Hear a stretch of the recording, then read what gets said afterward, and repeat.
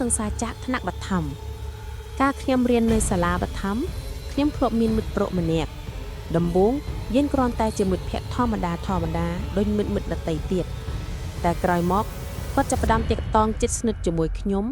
រហូតដល់ស្និទ្ធស្នាលខ្លាំងដែលអាចហៅបានថាសង្សារគាត់ឈ្មោះណន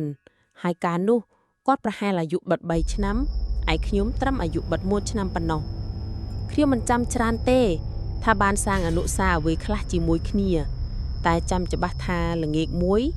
ខណៈដែលខ្ញុំនិងណនកំពុងអង្គុយអបគ្នានៅលើខ្ទមមួយក្បែរមាត់ស្រះឈូកមីនីនិងម៉ាក់ខ្ញុំបានមកដល់ពួកគាត់ចុះពីម៉ូតូហើយស្ទុះមកផ្ទះកំភ្លៀងណនថ្ពាល់ណនឡើងក្រហមហើយគាត់បានរត់ចេញទៅយប់នោះទាំងម៉ាក់ទាំងប៉ាខ្ញុំជេរខ្ញុំខឹងខ្ញុំខ្លាំងណាស់ហើយមីងខ្ញុំយករំពាត់មកវាយខ្ញុំខ្លាំងទៀតផងនៅក្មេងសោះមិនខំរៀនសូត្រជាស្នេហ៍ហួយស្អីខ្ញុំចាំបានថាប៉ុន្មានថ្ងៃនោះប៉ាមកយកខ្ញុំរាល់ពេលចេញពីរៀនហើយបង្គាប់ឲ្យខ្ញុំផ្ដាច់ទំនាក់ទំនងយ៉ាងដាច់ខាតជាមួយណនខ្ញុំនៅក្មេងណាស់គ្មានអារម្មណ៍ថាឈឺចាប់ឬសោកស្ដាយអ្វីទេមួយឆ្នាំកន្លងខ្ញុំលែងបានឃើញណនតាំងពីពេលនោះមកពេលវេលាចេះតែកន្លងទៅមុខខ្ញុំរៀនចប់ហើយមកធ្វើការនៅខេត្តមួយខ្ញុំបានទិញផ្ទះមួយសមរម្យល្មមហើយរស់នៅតែម្នាក់ឯងយ៉ាងមានក្តីសុខផ្ទះខ្ញុំនៅដាច់ពីគេបន្តិចមែនតែក៏មិនមានអ្វីគួរឲ្យខ្លាចរហូតដល់ថ្ងៃមួយជាថ្ងៃខួបកំណើតគម្រប់20ឆ្នាំសិស្សរបស់ខ្ញុំបានទិញនំខេកមកបញ្ញាក់ខ្ញុំនៅថ្នាក់រៀនពួកគេគួរឲ្យស្រឡាញ់ណាស់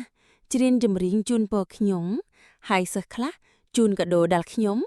ហើយខ្លះទៀតថតរូបអបថើបខ្ញុំយ៉ាងស្និទ្ធស្នាលរីករាយថ្ងៃកំណើត Happy birthday to you ពួកយើងស្រឡាញ់អ្នកគ្រូជូនពរអ្នកគ្រូមានសំណាងល្អអ្នកគ្រូស្អាត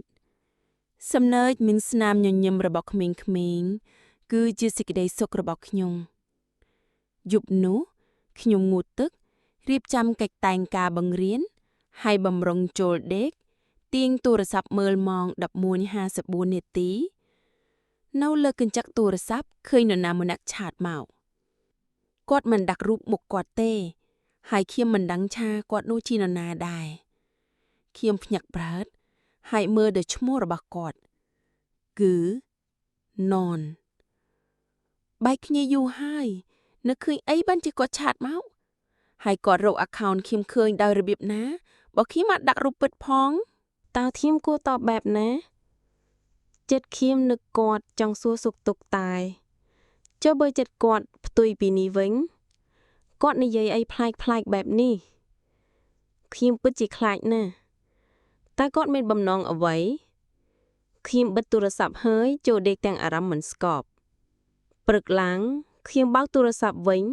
ហើយបើក Messenger គ្មានសារថ្មីពីណនទេខ្ញុំក៏ធ្វើចិត្តធម្មតាឡើងវិញអំឡុងពេលថ្ងៃខ្ញុំចំណាយពេលសប្បាយដើរផ្សារទិញម្ហូបព្រោះជាថ្ងៃអាទិត្យភ្លេចឲ្យឈឹងថាល្ងាចនេះត្រូវទៅស៊ីការគេនៅចុងភូមិខ្ញុំរួមរន់ងូតទឹកស្លៀកពាក់តែងមុខទំរំតែលួចរាល់មេឃចាប់ផ្ដើមងងឹតទៅហើយមិនក៏យឺកយ៉ាងនេះខៀងអើយអត់មានអីជីផងនេះហើយចរិតខៀងមិនសូវរាប់ញាតមកនៅខេត្តនេះជិត2ឆ្នាំហើយមិនទាន់មានមិត្តច្រើននៅឡើយធ្វើម៉េចបានទៅដល់រោងការទៅបើអត់មានអីជីទៅថងបើដើរទៅក៏វាឆ្ងាយក្រែវដែរគុំធំតែគិតស្រាប់តែទូរស័ព្ទលន់សំឡេងទីងទីងទូរស័ព្ទពីកាបូបហើយលើកមើលរ៉ាក់ផ្ញើសារមករ៉ាក់ជាមិត្តល្អម្នាក់ដែលខ្ញុំស្គាល់តាំងតែពីខ្ញុំមកនៅទីនេះដំបូងគាត់ជាប្រភេទបុរសដែលអាចប្រែអារម្មណ៍សោកសៅរបស់ខ្ញុំទៅជាអារម្មណ៍រីករាយបានអាចនិយាយថាជាបុរសក្នុងក្តីស្រមៃរបស់ខ្ញុំភុះរវើរវាយទៀតហើយគេមិនស្រឡាញ់ខ្ញុំទេដឹងតែទង្វើរបស់គេកំពុងខិតមិត្តភាពរបស់យើងទៅជាស្នេហាខ្ញុំដើរចេញមកក្រៅផ្ទះហើយដើរមកឈរចាំដល់ភ្លើងកាច់ជ្រុងម្ដុំនេះយប់ឡើងស្ងាត់ឈឹងមានបង្គោលភ្លើងមួយគត់មិនសូវភ្លឺតែប្រសើរជាងអត់កំពុងរងចាំរ៉ាក់មុខយក ស្រាប់តែនរណាម្នាក់ជិះរថយន្តកញ្ចាស់មកឈប់ជិតហើយបើកកញ្ចក់គីណន ទោះជាស្ថិតក្នុងសភាពប្រយ័ត្នប្រយែងខ្សក់វែងធំសំប្រងក្របពាក់កណ្ដាលមុខស្បែកខ្មៅភ្នែកក្រឡោតក៏ខ្ញុំអាចដឹងយ៉ាងច្បាស់ថាគាត់គឺជាណេនុន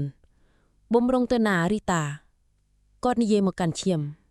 ខ្ញុំឈរត្រឹងមិនដឹងឆ្លើយតបយ៉ាងណាខ្ញុំទៅផ្ទះខ្ញុំឆ្លើយតែញ័រមាត់គាត់សម្លឹងមុខខ្ញុំថ្លែឡើងឡានមកខ្ញុំជូនទៅអត់ទេផ្ទះខ្ញុំនៅនេះតាខ្ញុំនិយាយកុហកព្រមតាំងចង្អុលទុកផ្ទះមួយដែលនៅជាប់ផ្លូវនេះគាត់នៅតែសម្លុកមុខខ្ញុំដោយអារម្មណ៍មិនស្រួលខ្ញុំធ្វើជាដើរតម្រង់ទៅផ្ទះនោះគាត់ហាក់ដូចជាដឹងថាខ្ញុំកុហកទើបបើកទ្វារចុះពីឡានហើយរត់មករកខ្ញុំឃើញបែបនេះភ័យណាស់រត់ផងស្រែកយំផងរបូតស្បែកជើងកែងជួនថ្មបន្លាហូរឈាមរហាំខ្ញុំមិនដឹងរត់ទៅណាក៏រត់តម្រង់ទៅផ្ទះខ្ញុំវិញតែណែនននៅតែតាមពីក្រោយខ្ញុំយ៉ាងប្រកឹកខ្ញុំរត់មកដល់មុខរបងឡៃរាវរកសៅកូនកបោបព្រមទាំងស្រែកផងយំផងលោកអើយកូនសៅនៅឯណា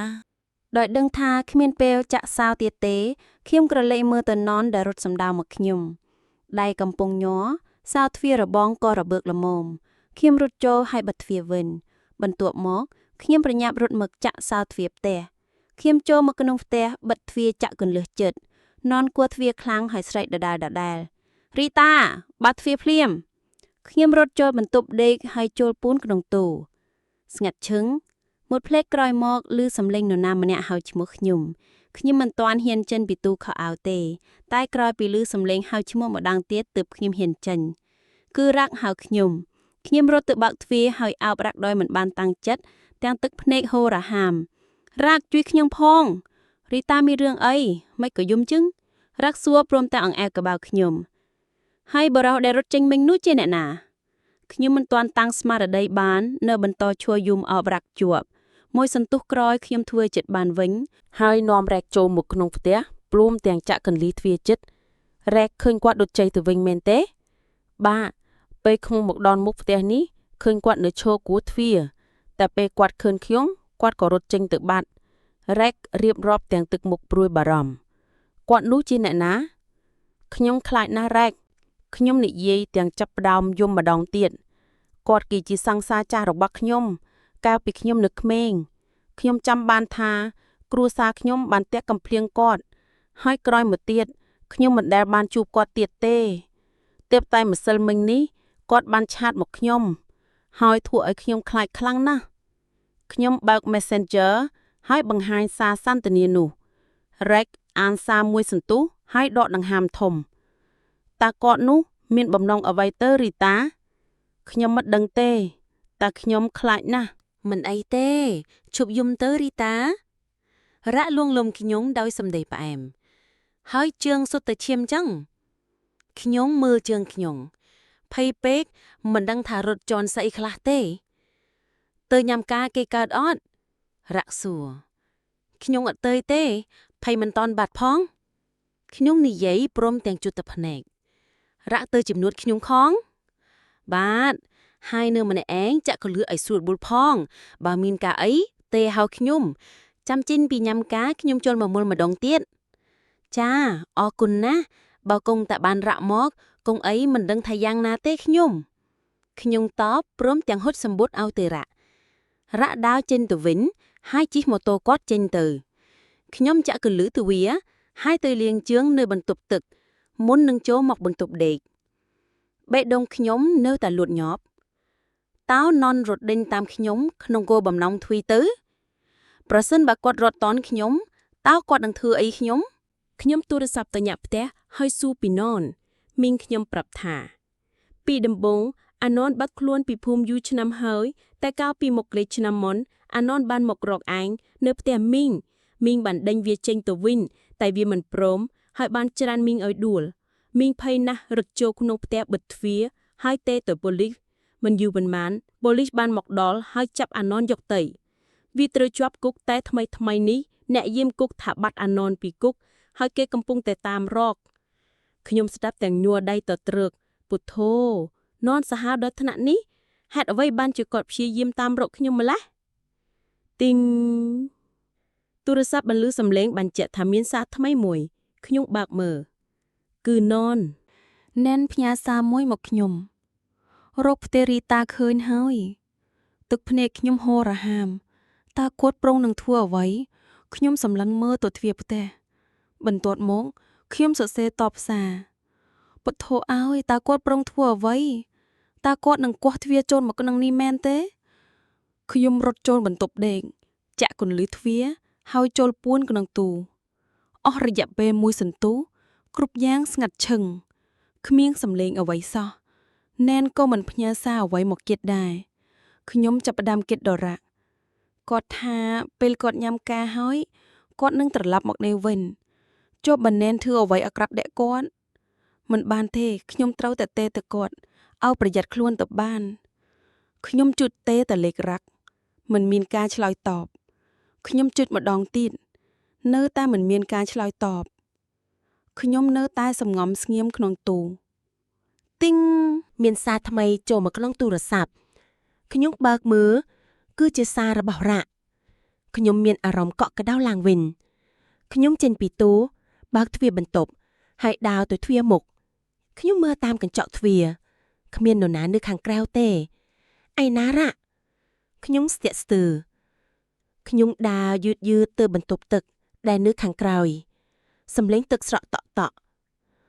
រ៉ាក់ខ្ញុំស្រែកហៅគ្មានការឆ្លើយតបខ្ញុំហៅម្ដងទៀតនៅតែគ្មានការឆ្លើយតបដោយសភាពការមិនស្រួលខ្ញុំក៏រុញទ្វារបន្ទប់ទឹកបើកព្រះអើយជួយរ៉ាក់ត្រូវនរណាម្នាក់កាត់ធ្លាយពោះវៀនចេញមកក្រៅគ្រាប់ភ្នែកលៀនចេញមកម្រាមដៃទាំងអស់ដាច់ខ្ទេចខ្ញុំស្រែកខ្លាំងអស់ស្មារតីជួយផងនរណាក៏បានដែរជួយភ្លាមនោះខ្ញុំឮសម្រាប់ជើងនរណាម្នាក់ដើរមកគឺណនបងមកជួយអូនហើយណននិយាយភ្នែកសម្លឹកមកខ្ញុំដៃម្ខាងកាន់កាំបិតប្រឡាក់សុទ្ធតែឈាមដៃម្ខាងទៀតលូកមកចាប់សក់ខ្ញុំណនឈប់ទៅខ្ញុំសូមអង្វរខ្ញុំលើកដៃសំពះបរិសម្នាក់នេះណនមិនបានស្ដាប់ការអង្វររបស់ខ្ញុំទេគាត់ទៀងក្បាលខ្ញុំបោកផ្ទប់ជញ្ជាំងលាន់សូផូសបែកកណ្ដាលថ្ងាហូរឈាមជោកមុខកុំធូរបោកខ្ញុំព្យាយាមស្រែកយំអង្វរទាំងក្តីឈឺចាប់ជាពន់ពេកណនបញ្ចិនសម្លេងក្រហមគួរឲ្យខ្លែកគាត់ចាប់លើកខ្ញុំឲ្យឈរហើយយកកំបិតកាប់កំភុនជើងខ្ញុំឈឺខ្លាំងណាស់ដួលព្រុសបោកក្បាលទៅនឹងអាងទឹកគាត់កាប់ចិញ្ច្រាំរឹមដៃរបស់ខ្ញុំយ៉ាងវក់វីគ្រប់យ៉ាងងងឹតខ្ញុំសន្លប់បាត់ស្មារតីមិនដឹងថាសន្លប់យូរប៉ុណ្ណាទេបន្ទាប់មកសំឡេងអ៊ូអបណ្ដាស់ឲ្យខ្ញុំភ្ញាក់មនុស្សម្នាទីច្រើននៅជុំវិញខ្លួនខ្ញុំខ្លះថតខ្លះនិយាយខ្លះស្រែកហៅឈ្មោះខ្ញុំឃើញគេលើកខ្ញុំដាក់ឡានពេទ្យខ្ញុំឃើញគេយកបញ្ជុលមកដោតដៃខ្ញុំពេទ្យខ្លះរំរបួសខ្ញុំសន្លប់ម្ដងទៀតនៅពេលខ្ញុំដឹងខ្លួនឡើងវិញខ្ញុំកំពុងនៅក្នុងបន្ទប់សង្គ្រោះបន្ទាន់នៃមន្ទីរពេទ្យមួយមីងនិងម៉ាក់ខ្ញុំបានមកដល់មន្ទីរពេទ្យនៅផ្នែកបន្ទាប់ខ្ញុំយំចង់អោបគាត់តែមិនអាចអោបបានព្រមរាមដៃដាច់ខ្ទេចអស់ហើយត្រូវពេទ្យរុំចិត្តនៅថ្ងៃដែលខ្ញុំដេកសម្រាប់ព្យាបាលនោះសិស្សនិងគ្រូជាច្រើនមកលេងខ្ញុំនាយកសាលាបានប្រាប់ដំណឹងអាក្រក់មួយរ៉ាក់បានស្លាប់ហើយឃីងមិនអាចទប់ស្មារតីបានក៏យំខ្លាំងម៉ាក់របស់ខ្ញុំក៏យំដែររ៉ាក់ស្លាប់ដោយសារតែខ្ញុំស្រែកកុំបន្ទោសខ្លួនឯងអីអ្នកទ្រូរីតាលោកនាយកនិងអ្នកទាំងអស់ព្យាយាមលងលោមខ្ញុំពេលវេលាក៏ឡងផុតទៅយ៉ាងឆាប់រហ័សខ្ញុំព្យាយាមបំភ្លេចអតីតកាលគ្រប់យ៉ាងទោះបីជាឈឺចាប់ក៏ត្រូវតែបំភ្លេច